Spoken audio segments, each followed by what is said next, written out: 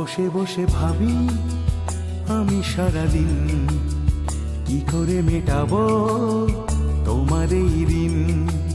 বসে বসে ভাবি আমি সারাদিন কি করে মেটাবো তোমার এই ঋণ।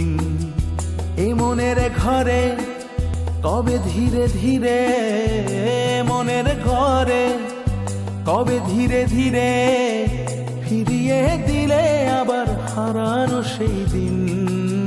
বসে বসে ভাবি আমি সারাদিন কি করে মেটাবো তোমার এই ঋণ।